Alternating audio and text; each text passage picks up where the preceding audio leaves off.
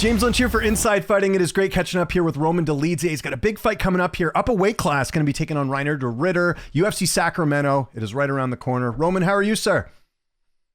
Thank you. I'm good. How are you? Doing great. So I mentioned it there, going to be moving back up to 205. I think your first fight up there since 2024. Was this your decision to go up a weight class, or was this something the UFC presented to you? No, it was my decision. I think a couple last fights, it was hard to cut weight. For me, I was getting a lot of injuries, and I decided to go up weight. And I feel much better, much happier, and most important, much healthier. Yeah, and how much different is this camp with you not having to cut down to 85? Probably less of a focus on the weight cut. Yeah, I can eat whatever I want, and I can do more weightlifting, and I like it, and I feel better when I'm lifting weights. And this time I'm working exactly how I want. Excellent. Well, that's good. So I mentioned it there. The fight's going to be on August 22nd. When did you find out about the fight? Did you get a full camp for this one? I found out probably 2 months before fight, but I was in Georgia. I lost a couple of weeks to make a visa, and I started my camp in Georgia, and now I'm resuming here in Las Vegas. Yeah, and I mentioned it there, fighting de Ridder, who, like yourself, a former middleweight, moving up a weight class. Was he the only opponent you were offered? I know sometimes the UFC will give you an opponent, and you got to go back and forth. Was he the only name you had? Before they offered me one opponent, but same, it was short notice, and I didn't have visa first of all. Okay. But after they offered me the Ridder, and I was very glad because I wanted to fight him. I was calling him out when I was 185er, and my opponent kept pulling out, and I was calling out back then everybody, and the Ridder was one of them. He's a good fighter, good athlete. Well, I was going to say, I totally agree. And how good is that this fight is between two former 85ers? You get like a much better fight, I think. Neither of you guys are going to have to cut as much weight. It'll be, I think, a better fight at 205, don't you think? Yeah, it's. I think for him also was a hard weight cut because if we will see his last fights, and especially with Allen, uh, probably he had some problems, issues. I never had issues with cutting weight because I always think that weight cut is always mental game, and if you're mentally prepared and ready, you will cut the weight. Totally agree. So how do you feel like your style matches up against de Ridder's in this fight? I'm a good grappler, and if opponent is giving me opportunity, I can stand and fight in stance. But we'll see. It depends what he will want to do. If he will want to grapple and somehow he will get me there, let's go. I will grapple. If not, I'm ready to fight. And you mentioned that they're training in Vegas. You're at one of the best gyms in the world over there at Xtreme. Who have been some of the main training partners helping you get ready for this fight? It depends. If we are sparring, I have different sparring partners. If we are grappling, different. But mostly, if we are talking with my friends, I don't want to pick up some particular guy because all of them are very important for this camp. But you probably more want to know like about Sean Strickland, Chris Curtis, and all these guys, Austin, and yes, I have very good sparring partners. Yeah, no, for sure. Don't want to give away any game plan or anything like that. Did you get to work with Anthony Hernandez at all? And the reason I ask is because Anthony obviously was supposed to fight Reiner de Ridder in October. We train together. We're not training together, like sparring much and stuff, but I grapple with him. Sometimes we share knowledge with each other. Yeah, and it's good. A lot of, I know guys in your old weight class too. I know Mansour Abdul Malik's got a fight coming up. So must be nice at Xtreme where you have so many different training partners, right? A lot of variety in camp.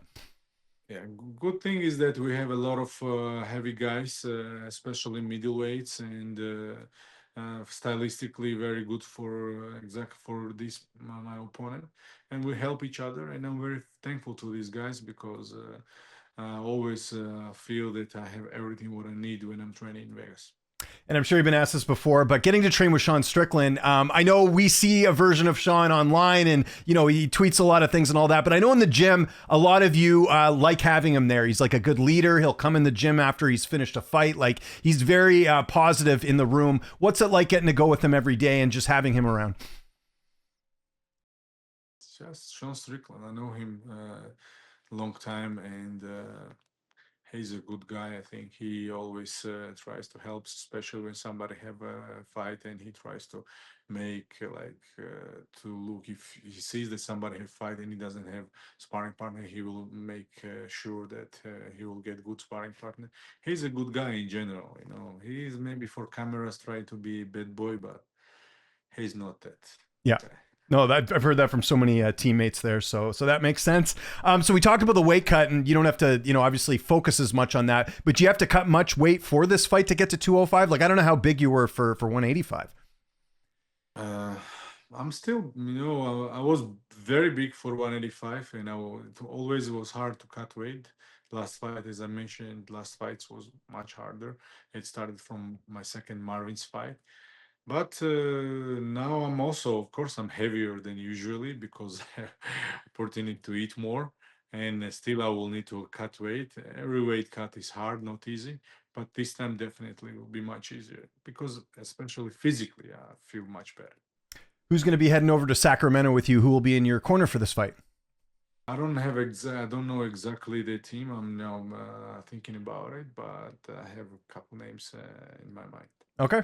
That makes sense. We'll keep an eye on that. And I know you don't like going to the judges' scorecards. You like to go out there and finish a lot of your fights. So how's this fight playing out in the 22nd without giving away the game plan?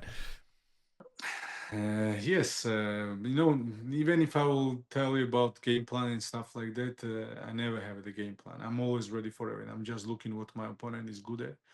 He's a good grappler. Sometimes he loves to fight stand up, and I'm just preparing for anything what he can offer for me.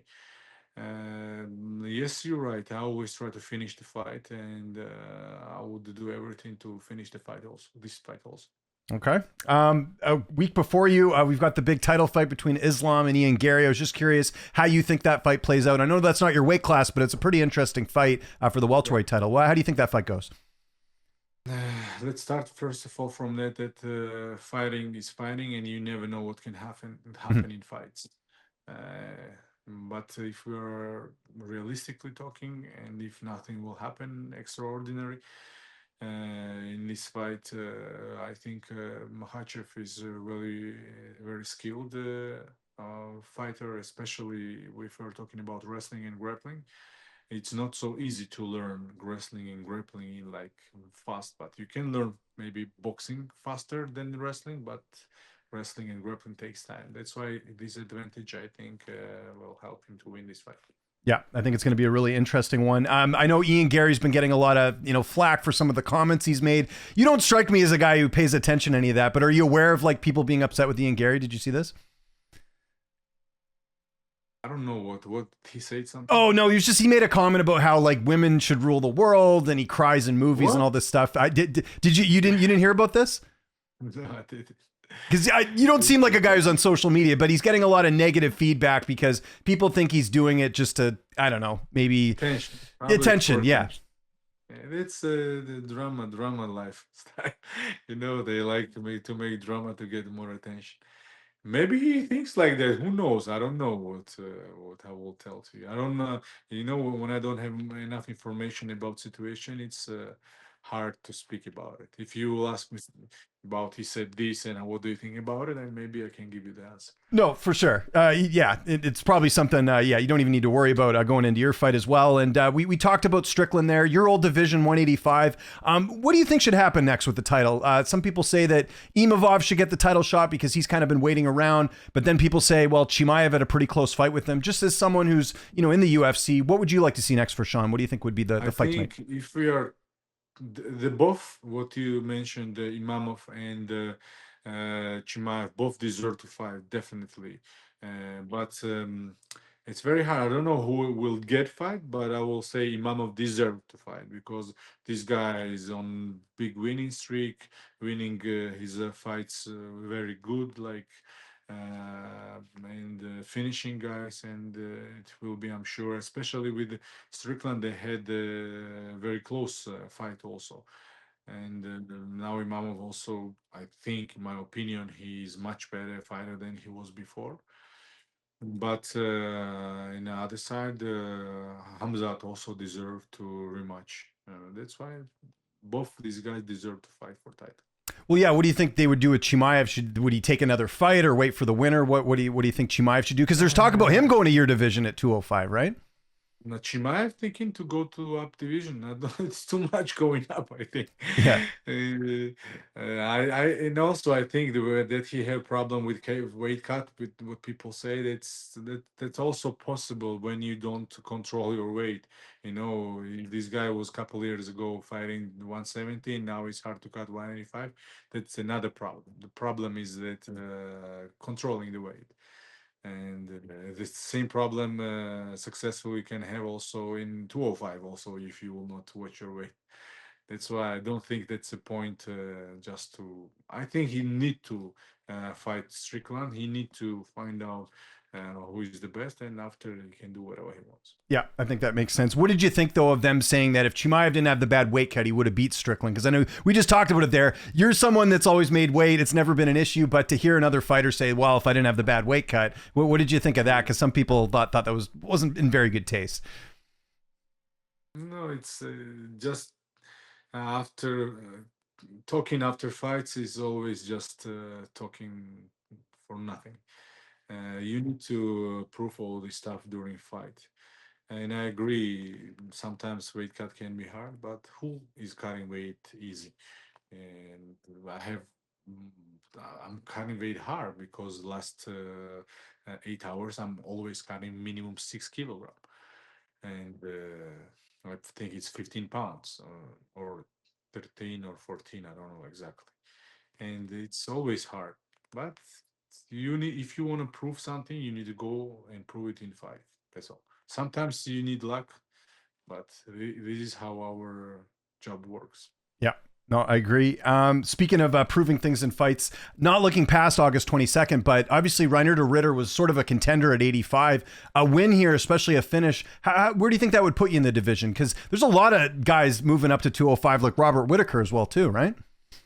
Yes, I think 205 division is a little bit like in a strange situation. That's why I'm pretty sure they will be ranked after this win. And even if we are not talking about the Reader fight, I have a win over like top 10 fighter Anthony Smith. That's why I think I just deserve to be ranked, and that's all.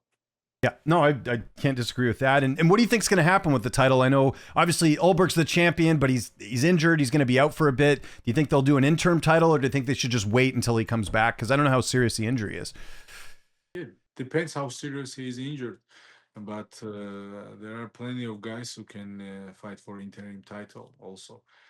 But let's wait what will be answer, how serious is his injury, and after this, I think UFC will make decision. Yeah, they'll figure it out. Just my last question. I know you're a dad. I have two boys as well. How's fatherhood going, and how much does that sort of change your outlook on fighting? Because you're not just fighting for yourself, you're fighting for your family as well, right?